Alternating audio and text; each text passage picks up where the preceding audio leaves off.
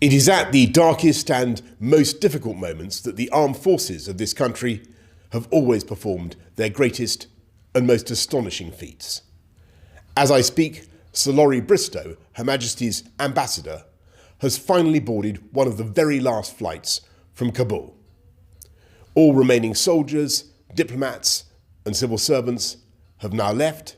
It's the culmination of a mission unlike anything we've seen in our lifetimes.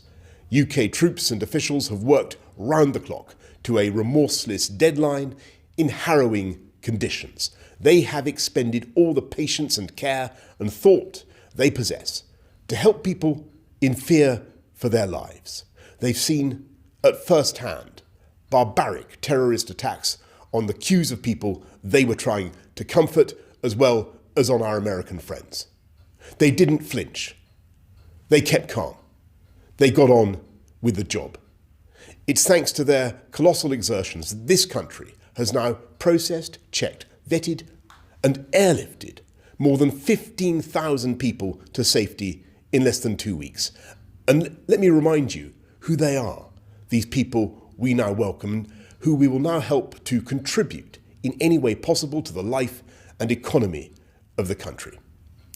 They're either UK nationals or people who have proved their loyalty to this country beyond doubt, interpreting, guiding, helping to keep our people safe for 2 decades in a series of Afghan operations that has seen 150,000 serving men and women do a tour of duty, and which has cost the lives of 457 troops and injured thousands more. And after all that suffering, all that sacrifice, let me speak directly to the families and loved ones of those British troops who gave their all. Your suffering and your hardship were not in vain. It was no accident that there's been no terrorist attack launched against Britain or any other Western country from Afghanistan in the last 20 years. It was thanks to the bravery of our armed forces who fought to knock out bin Laden's networks. And thanks to the devotion of British troops and aid workers and diplomats and others, we've helped to educate 3.6 million girls. And whatever the future may hold for Afghanistan, they will have that gift for the rest of their lives, a gift they will pass on to their daughters as well as their sons.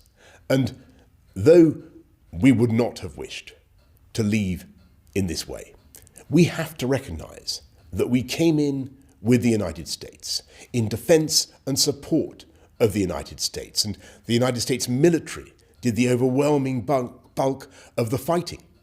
And though we now leave with the United States, we will remain represented in the region. We're doubling our humanitarian assistance, development assistance this year to £286 million. And together with our allies in America and Europe and around the world, we will engage with the Taliban, not on the basis of what they say, but what they do. And if the new regime in Kabul wants diplomatic recognition, or to unlock the billions that are currently frozen, they will have to ensure safe passage for those who wish to leave the country, to respect the rights of women and girls, to prevent Afghanistan from again becoming an incubator for global terror, because that would be disastrous for Afghanistan. And we will use every lever we have, political, economic, diplomatic, to help the people of Afghanistan and to protect our own country from harm.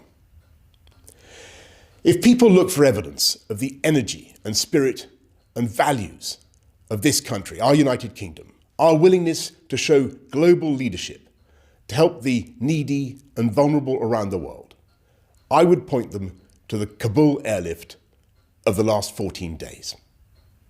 I thank everyone involved, and I believe they can be very proud of what they've done.